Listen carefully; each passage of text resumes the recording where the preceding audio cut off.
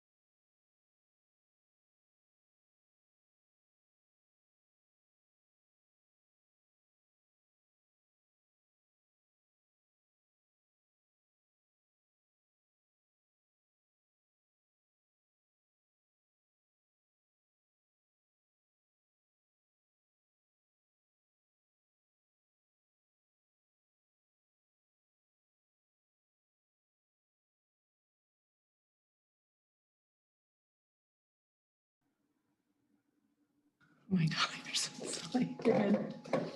All right, Pat, start us off here. Hey, Victor, was there an area in the fourth quarter where you felt like your execution wasn't maybe on par with the last couple of games, and what would have caused that? Felt like we kind of turned it over a little. I mean, it's hard to tell. I got to watch the film.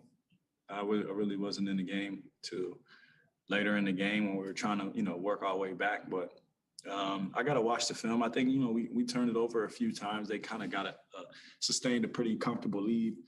And then, they did a great job executing. So credit them on the win. Yeah, Vic, you talk about their execution. I know forcing turnovers is such a big part of what you guys do defensively, but they only had 3 all night. How difficult does that make it for you guys? That's tough, man. I mean, we thrive off those. And it's tough when we don't get our deflections and our steals and stuff like that. It's hard. So we got to do a better job. Other questions? Raise your hands, please. Pat, go ahead. Victor, looking forward, I know you haven't had much time to do this, if at all, but a big road trip is coming up. What's the key to having success when you're out west that long? I mean, the road is different. I mean, it's going to be way tougher. Obviously it's supposed to be, because we're going on a road. It's supposed to be way tougher. So we're going to have to bring our A game. And it's 5 games in 7 days. So we're going to have to be ready to play. Wait. Vic, first 2020 game from Domas tonight. I know you're used to seeing these types of performances from him, but how big was he, especially in that third quarter? He was really good. Did a really good job. Following up misses and putting it back in, and playing his ISO and getting rebounds. So it was big. Unfortunately, we came up short, but he had a great night. Ashley. Hey, Vic, the biggest storyline right now has been players needing to sit out because of potential exposure to COVID-19. How do you currently feel about the protocols that are in place? And do you think the NBA will eventually need to resort to another bubble? I hope not. But, I think the NBA is doing all they can, and they're doing a great job of, and the NBPA as well, working together to do a great job to make sure we're the safest possible. We are as safe as possible. But, it's tough. You could try your best, and, unfortunately, there'll still be some people who catch it. So just got to continue to do a great job monitoring it as best as we can, and trying to limit, contact, and trying to limit as much of the virus as possible, wherever it is, you know what I'm saying? So hopefully it doesn't, end up being another bubble, but, at the end of the day, we got to do what's safest for us. So we shall see. Any final questions? All right. Thank you, Victor. We appreciate it. Yes, sir.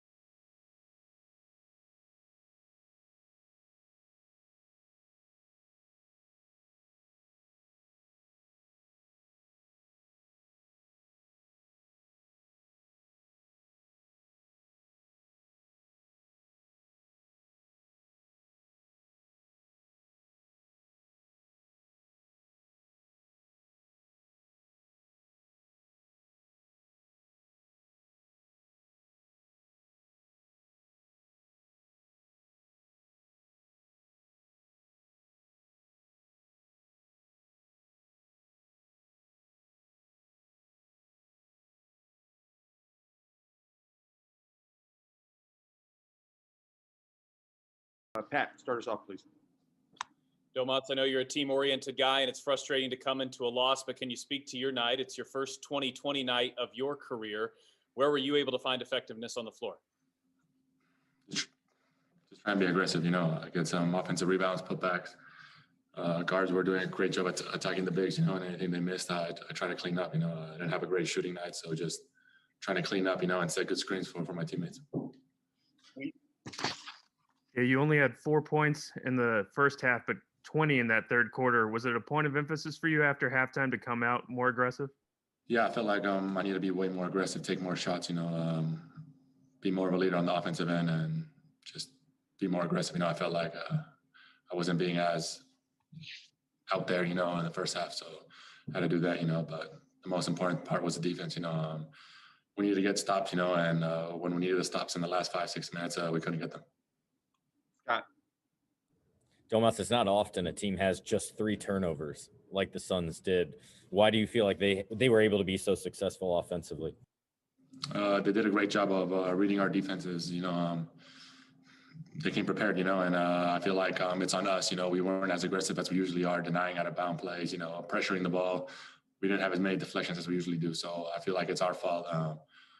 We should have came in with a stronger mentality, and it's our fault. Domas, I know you'll put this as a team on your shoulders, but how much do you miss having fans in a close game at home? And ultimately, you will be getting some here in the not too distant future. Oh, it means everything, especially here in Indy. Like, they would have given us the energy, They've been great.